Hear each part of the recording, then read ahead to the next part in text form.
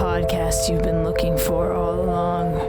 Step into the world of urban exploration with guests from around the world. Welcome to No Tracers. Welcome to No Tracers. What's up, guys? I hope you enjoyed that new intro. I loved making it, and I love that it's now an integral part of the podcast. So this week on No Tracers, I am talking with Sweeterdo from Instagram, based in Louisiana, South Louisiana, New Orleans to be specific. And we're going to be talking about exploring hospitals, prisons, all kinds of really cool stuff down in New Orleans. And I am so excited for you guys to hear this episode. It's really, really cool, full of insight, full of crazy stories, and I'm super pumped to share it with you. But before we get started, just a couple housekeeping things. Firstly, if you guys like this episode of No Tracers at any point in time, first of all, go back and listen to the other episodes because there are 20 episodes before this one that I think you will enjoy. But if you guys do like this episode or any of the episodes on the show, please do me a huge favor and leave a rating and feedback on it. And if you do that, take a screenshot of it and send it to me at no.tracers on Instagram, and I will send you a signed photo print from an abandoned place that I have explored. That's my way of saying thank you for supporting the podcast. And if you guys want to support me further, I actually have a book called No Tracers, an Urban Explorer's Diary, which is full of my photos and stories from abandoned places all over the United States, from California to West Virginia. I also have a place in Canada and a couple places from Canada, a place in Portugal that I've explored, and I would love to send you a signed copy of that book. It's my baby. I spent a lot of time making it, and I'm super proud of it, so I would love to send you a copy of that. And the last thing I need to tell you guys about before we get into this episode is that we have a partner on this episode. It's Liquid Death Water, and if you've never heard of Liquid Death Water, don't worry. I've got an ad coming for you in 3, 2, 1. From the streams of the Austrian Alps comes a new kind of water. A water that is sure to raise you from your grave. If you're tired of buying cases of plastic water bottles that contain carcinogens and God knows what else, or if you're trying to lower your waste footprint, Liquid Death comes in beautifully rugged aluminum cans. Murder your thirst with a can of Liquid Death. Check the link in the description and use code JustTheLetterK at checkout for 10% off your order. Liquid Death. Murder your thirst.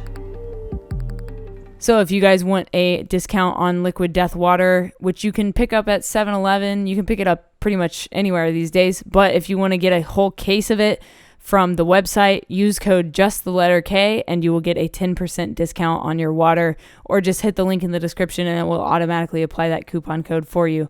All right, Sweeterdo, please introduce yourself and what it is you do to the No Tracers audience. Yeah, my name's Sweeterdo on Instagram. Just a local photographer in New Orleans, explorer, try to get in as many abandoned buildings as possible. Love it. So how did you get into urban exploring in the first place? What made you catch the bug for this kind of thing? It's a very unique type of photography, a very unique type of hobby. So how'd you get into it? Yeah, that's very true. Really, I think it really boils back down to skateboarding. I used to want to be a skateboard filmer, and that's why I kind of got the love for the camera. And with skating, trespassing is kind of going hand in hand with that. And some of the guys one day wanted to go to Six Flags, and I went with them, having no idea that shooting abandoned places was awesome. It looked great. I went there with no knowledge, and I started seeing other people take photos of Six Flags, and I was like, man, this is kind of what I want to start doing, because the bulk of the skateboard community wasn't really wanting to pay for my time to be filming, so it really wasn't that lucrative for me, and I really wasn't getting too much out of it personally. So after I started seeing a bunch of the photos pop up, I was like, man, this is exciting. This is what I think I want to do. I went back to Six Flags, and I really just fell in love with it from there. So that was your first exploration? Yeah. Wow. Well, I had went to a power plant once to shoot a music video with for one of my friends, and I was a part of it. And I was in and out in like 5 minutes because we heard some noises and we got spooked. And I hadn't done anything since then. And then we went over to Six Flags one night and we got in because at the time when I went to skate and film there, it was just open. Like you could just drive in Wow. the front parking lot and just drive to the park. It was crazy. There was no Wow. security or nothing. So when we went back, there was obviously security all the time there now. And so we finally made it in and walked around all night. And yeah, I mean, it was kind of like a test to myself. I'm like, man, this is a creepy place. Like if I can do this at night, I could probably do anything. And yeah, after we made it out that one night, it was just like, man, I got to go back. I got to start hitting more stuff. This is great. Damn, dude, that's crazy that you got to see it when it was like open like that. I mean, that's one of the big bucket list items on most explorers' lists. You know what I mean? Like, it's crazy to hear that you got to do it when it was still fresh. Still unguarded. Yeah, it was a different experience back then for sure. It's definitely moved around as far as the insides of the park, because they do filming there for movies, and Right. so every couple months or something you go back and it's like this wasn't here, and you try to push the thing and it's like this thing weighs like 1,000 pounds. Like man, they've been doing some serious lifting around, so it's always cool to go back every few months and check out what's been going on. Wow, what a crazy place. And like it's just a testament to like our world can be used for multiple things. We have an abandoned mall here in California that was used in like the Fast and Furious, and it was used in Teen Wolf for filming, and there's no guardrails on it, so you're on like the second floor and you could just walk off the edge and die. It's crazy. But it's cool to see that, these things can be kind of repurposed and brought back to life in a sense. Yeah, there's so much potential with all these abandoned places. I mean, there's a big safety factor that goes into it, but I mean, as long as you're safe and you're wearing a respirator if you're going to be around asbestos, then I mean the opportunities that you can get for photography and for cinematics, it's just it's out of this world. It's like a dream come true when you're looking for location ideas to shoot awesome things, is to go into an abandoned place that has everything just torn down and beaten up. And sometimes you find some amazing things that you can use as props that have already been inside the building, and that's always like a major plus. Yeah, absolutely. So speaking of respirators and gear, do you have like some favorite gear recommendations, like for example, shoes or a backpack or anything like that you would recommend? So it really depends on, if I'm going inside of a place and I know that it's constructed in a much earlier time, around the time as asbestos, I would definitely get the 3M P100 respirators, with the dual cartridges on each cheek. And it's aggravating to wear, but I mean, people got to like realize that those asbestos fibers are microscopic, and they get into your lungs, and you don't start experiencing mesothelioma or any of these really bad diseases that are associated with it for like 20 years after. Mm-hmm. So it's like you're not just going to get sick one day after you went exploring.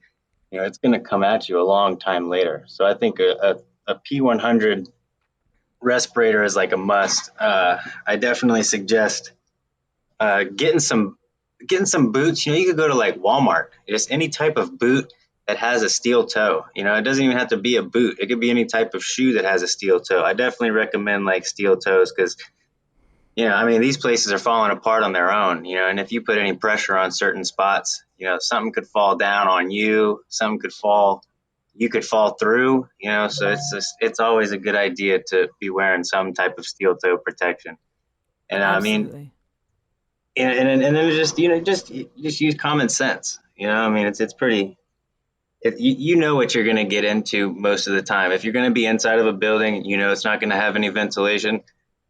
protect yourself. Wear some type of respirator, maybe some type of safety glasses if you know that there's going to be dust flying around and chemicals in the air and stuff. Because some of these places are just so degraded, it's insane. They're extremely toxic. Yeah. And then can you tell me about your scariest exploration to date? Man, so like, and I'm not trying to say this to down anybody else. I just personally, I don't really believe in the whole like the ghost thing. I've never really like had any like personal experiences with it. I'm not trying to denounce anybody else's experience, but one time it was really weird, and we caught it on camera too. But we were in a really really old hospital, and it was a very gigantic hospital. Um, and my friend and I are in the operating theater in the basement. So this particular hospital was flooded during a hurricane in the basement, and so it was already pretty horrific looking down there. There's an operating table right in the center of the room, and you have this semicircle of seating that the students could sit around and watch. And so we're sitting there photographing this, and I mean, it's dead silent, and we're 99% sure that we're the only people in this place, and then just boom, extremely loud right above us. But it wasn't just like a big footstep. It's like something like big, like really hit. And so we got really spooked. And like I said, I don't really believe in ghosts, but man, I could not shake the feeling of like, dude, this is sketchy. What's this? Let's go somewhere else, because there was still power on at the time. So we went to one of the more well lit areas, and we're walking down the hallway. And I think we're on like the ninth or 10th floor at this point.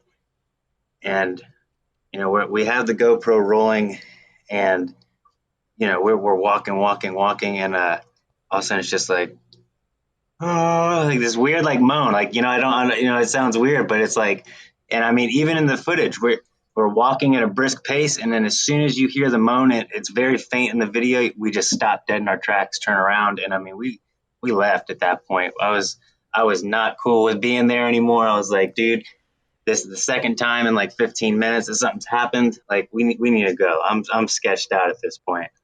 Oh, man, that gives me the chills thinking about stuff like that. Like, whether you believe in ghosts or not, like that's a crazy experience to have, whether that was a person or otherwise. It's just like it sends chills down your spine for sure. And I like to call that the darkness, whether it's a ghost or whether it's just some energy or something. But I call it the darkness because it's like this like form of darkness that's not just dark. It's like the blackest dark you could ever experience. It's crazy. That's a good way to put it. I mean, because I'm definitely on board with the whole energy thing. And I know that energy cannot be destroyed. So something has to happen, I'm assuming. But yeah, I mean, that definitely left me questioning some things, because I mean, it was the boom in the basement was I mean, it's hard to explain. It was extremely loud, and it sounded like it went across the span of the entire floor above us. So that's why it was very, very profound. Wow. Man, that's crazy. So tell me about Yeah. your favorite exploration. Oh man. So my friend had given me the details to a prison, and it was like, I don't know, hours away from where I was living. So I'm just going off the hunch that this is going to still be there. So we drive out all this way, and we park by the cemetery, and we walk through these woods, and we're just following Google Maps, and then sure enough, there's this gigantic prison complex in the middle of the woods. There's maybe like 2 graffiti tags in the entire place, open, and it had so much stuff left inside. It was insane, because I mean I've never like been able to walk around something like that, and just to sit in the cafeteria, and then just to sit like in the cell and just kind of look around and just imagine for a second, like, man, like this is life for some people. Like this is insane. Like that was definitely one of the coolest experiences I think I've personally had exploring around. Damn, yeah. We in LA there's an abandoned jail and it's like 4 stories. There's a boxing ring, there's solitary confinement, and like I went and sat in solitary confinement and shut the cell door and I was like, I can't believe people live like this for years, man. Years. It's crazy sad. What's crazy about the one that I went to is that the locking mechanism still worked. Nope. And my friend had warned me. Yeah, my friend had warned me before. He's like, "You look, if you go and sit in the cell, like to take a photo or something, do not let the cell door close." And so, just to test the theory, when I got there, I closed one of the cell doors, and I mean, I tried, and then it stuck. Like, so I was like, "Whoa, like that's sketchy. Definitely don't want to get caught up in here." Yeah, that's nuts. Because then you got to call the cops to come get you out and the fire department, and then you have a whole other Yeah, mess no, to I was deal like, with. man, what do we do? I mean, if that happened, like, what could you do? It's like you have to rat yourself out at that point. Yeah, It sucks. literally. Yeah. So, have you been exploring during the pandemic? I've talked to a couple people that have been hitting spots nonstop because there's not really anybody in abandoned places. But what about yourself?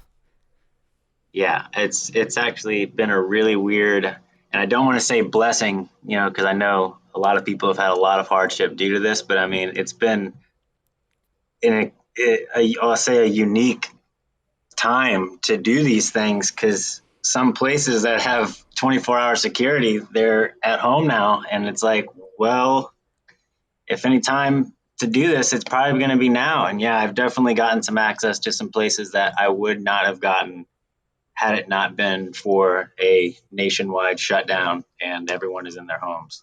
Absolutely crazy. And not only that, like it makes it like adds to the air of what we're doing. You know what I mean? It It like does. adds to It's the creepiness. crazy.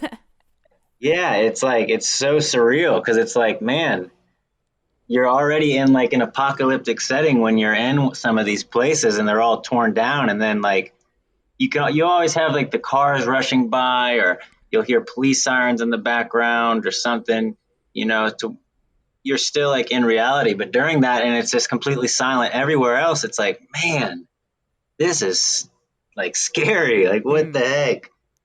It's absolutely insane. But I mean, I love it. I just got back from Denver, Colorado, and we hit 8 places in a day and a half. And the first thing we hit was an abandoned strip club in the middle of the city.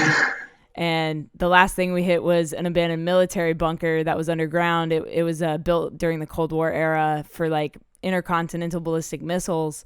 And it's all underground. We had to like go under this like metal grate kind of thing to get inside. And dude, it was just nuts to like go. We went down, and on the surface, it was like 90 degrees. Underground, it was like 40 degrees. We could see our breath. And then when we came back out, there was a storm coming in. And then the next day, it started snowing. It was the craziest thing I've ever experienced, dude. Were you prepared like for that temperature change? Like, did you have like clothes, like, or like were you just like, damn, No, this sucks, it's cold? we were shocked, man. We got there and then we realized it was gonna snow and we were like my homie was in shorts and a t-shirt and he like had to go buy a jacket from like Walmart, you know? It was absolutely insane. We were totally unprepared, but I mean it was such a good time just to like get out and go explore again, you know? Like I had been kind of sitting on the back burner because I've hit most of the stuff in like Los Angeles and Orange County, you know, so it's like I kind of like lost the excitement for it because like I love going back to places, but like I want to see new stuff. So like to be able to go hit 8 places in a day and a half in a different state, like Definitely. dude, there's nothing like it. Definitely. Absolutely amazing. And then Yeah, I totally feel that. do you explore alone or with people? Do you have a preference? Always with people. I mean, unless it's like something that's like just like extremely lucky, and I mean, I had a theater that I was given information that a certain door was open that was never open, and I drove by it one morning on my way to work, and it was still open. So I was like, dude, there's no way I'm going to walk past this and not at least try it. And that was like probably one of the only times that I did something by myself. But yeah, I always go with somebody. I just think it's kind of like, I just think it's silly not to. I mean, it doesn't matter how confident and how good you are, like as an explorer, or how well you are balanced. I mean, anything can happen. And then if you break your leg, or, you fall and you hit your head and you knock yourself out, like no one's going to know, and nobody's going to know exactly where you are. At least if you fall, your friend can at least leave and go get help and say, look, yeah, we were trespassing, but look, I mean, dude needs some help. Right. Yeah. And it's like, I feel like as an explorer, when we walk into these places, when we step into this place, it's like we're stepping into another world. Like we're stepping into like a portal into the past almost, it's like a completely different state. It is, I mean, like, and that's what I was saying. Sometimes there are things that are left behind. And I mean, I've walked up on files, and you can sit there and just look, and it's like, what, 1970 something. It's like, wow, this is like insane. A lot of the buildings around here in New Orleans, were obviously destroyed during Hurricane Katrina. Right. And some of like the schools on the chalkboard will still say August 29th, 2005, which was, like Wow. the day before everybody had to evacuate. So when you see that, it's like, damn, like that's surreal. That's crazy. Yeah, absolutely. That's so surreal, man. And like what a interesting place, like you said, a lot of that area was devastated by Katrina. And I remember my cousin going down there. She lives in North Louisiana, but she went down there and like took pictures of like the tanks going through town and like all that stuff. And it's crazy to see that it completely changed the entire state, and it left so many things abandoned. And there's like mad hospitals down there. There's like just crazy shit down there. Yeah, there's a lot of stuff. I mean, and I talk about the tanks. I mean, I remember coming back down, and I remember walking into my house, and I remember like seeing like 3 feet of mud just inside the entire house. So Wow. yeah, and I mean so I remember, and then oh yeah, everything was just so devastated here. So yeah, it opened up a whole new world. I honestly wish I would have been into urban photography and exploring back in 2005. That would have been a colossal opportunity to get amazing stuff. I mean, that's just, yeah. I mean, it's sad as it is, but we came back. So yeah, it is what it is. But yeah, it definitely left a lot of places tattered for sure. Mm-hmm. And then, do you have any goal places you haven't been that you would like to hit? It can be national or international. Everywhere. I mean, I'm a single dad, so Okay. I have 2 kids, and it's kind of like, it's kind of hit or miss whenever I get time. So that's why a lot of my stuff is based out of Louisiana. But I definitely want to get up northeast. I want to go to Ohio. I definitely want to get like up by New York and stuff too. And there's so many places everywhere. Just anywhere really outside of Louisiana, I'm totally game for. Hell yeah. I hope you get out and get to go explore some more stuff, especially up in like, Akron, Ohio. You've got the huge abandoned mall over there that Seth Lawless is super well known for some of his photos from inside this mall. And New York's got Definitely. crazy stuff up there. Definitely.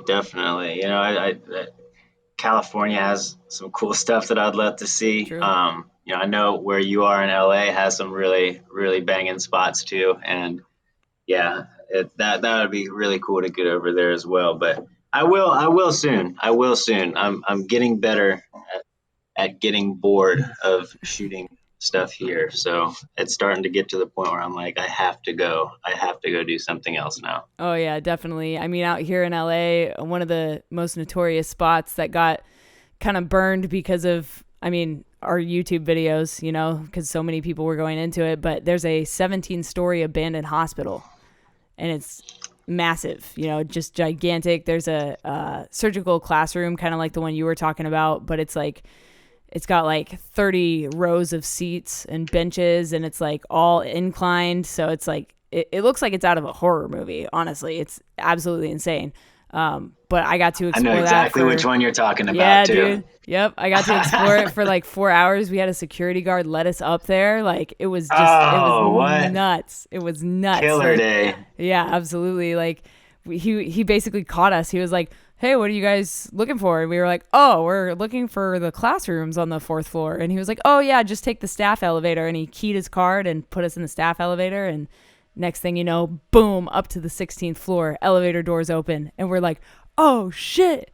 We're Just fucking like, here, dude. It was like it's probably the coolest place I've ever been, honestly. Like 17 stories. I've seen photos from it. Yeah, I've seen photos from it. I love all the photos I see from it. Yeah, it's such a great looking spot. It definitely is. That's awesome that you've been. That's even cooler that you like had permission to go. So it's like, yeah, damn, I don't even have to worry about like the getting arrested factor now. This is right. great. Straight up, yeah, it was nuts. It was Yeah. definitely on the top of my list for favorite explorations.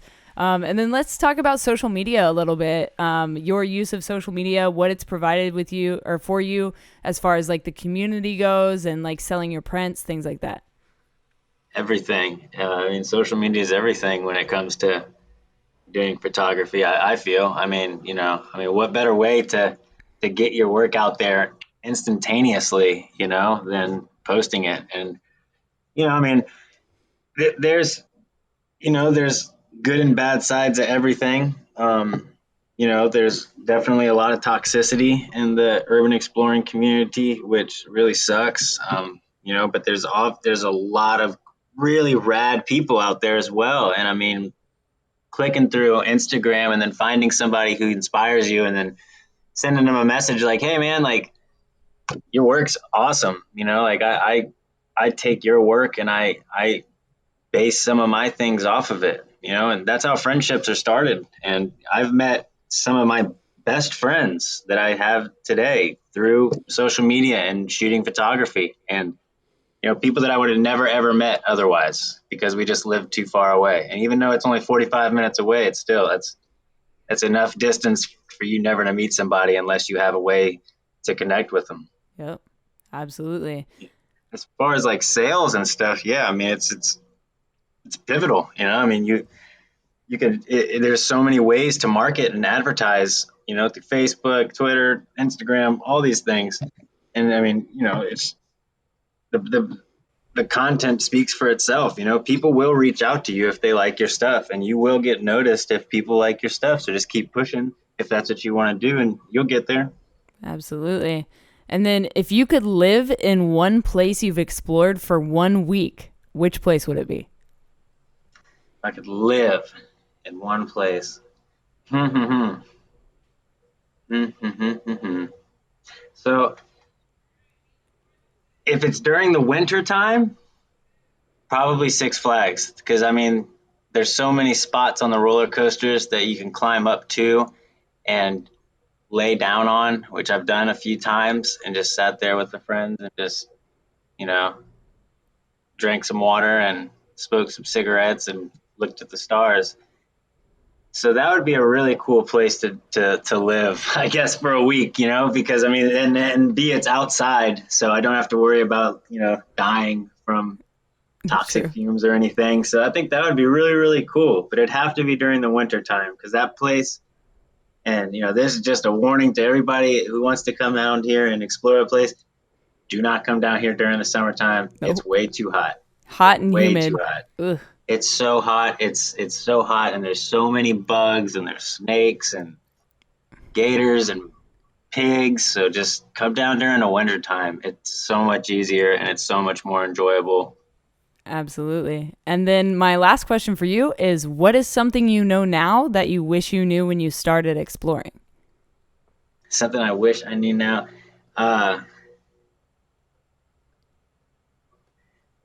I wish I knew to never ask people, where is this, when I first got started. I used to be that dude because I just didn't understand, that like there was like kind of like this whole like underground kind of rules to this thing, and there's certain things you don't ask. And yeah, I kind of got like a lot of hate from a bunch of dudes because of that. But Yeah, I wish I would have done that. And I also probably wish I would have known that, if you just flip your camera out of landscape mode to portrait mode, you can get a lot more in the photo. And it Yep. posts a lot bigger to social media, which is a lot better looking on your page. I wish I would have known that a lot longer ago. True. Absolutely. And then if people want to find you or hit you up for a print, where can they get a hold of you? Mainly just through Instagram. It's Sweeterdo, Sweeterdo, just like it's sounded out. I mean, you can find me on Facebook, on Russ Photog, and but I'm mainly speak to people through Instagram. And yeah, I mean, if you're ever down here in the area, hit me up. I mean, I would love to meet all y'all. It'd be really great to connect with new friends and make some cool memories with y'all people. Hell yeah, man. Thank you so much for coming on No Tracers and sharing some of your stories with my audience. I appreciate you taking the time. Absolutely. Yeah. Thanks for having me on. It was great talking to you. All right, guys, that was my podcast with Sweeterdo. If you want to check out his stuff, I've put his Instagram down in the description for you guys. Thank you so much for coming on this episode of No Tracers. I had a blast talking with you about New Orleans, and I can't wait to get down there and explore with you, man. If you guys enjoyed this episode of No Tracers, please do me a huge favor and leave a rating and feedback. Like I said at the beginning of the podcast, if you do that, I will send you a signed photo print from an abandoned place I've explored, because that's my way of saying thank you. It takes you like 30, 45 seconds to leave feedback, and it helps this podcast grow. It helps more people find us. And this podcast is still young, but it's already bigger than my podcast about freelancing, which is called Project Freelance. So if you guys are freelancers and you want to hear more about how different people built their businesses, you can check out Project Freelance. There's a link down in the description for it if you want to check it out. But other than that, check out my book, No Tracers, An Urban Explorer's Diary, or my blog posts at notracers.com. I will talk to you guys again next week. And if you want to be on the podcast, hit me up at contact@notracers.com and we'll get you on an episode. All right, guys, stay strong, keep enduring, go out, go explore, and remember, leave no trace.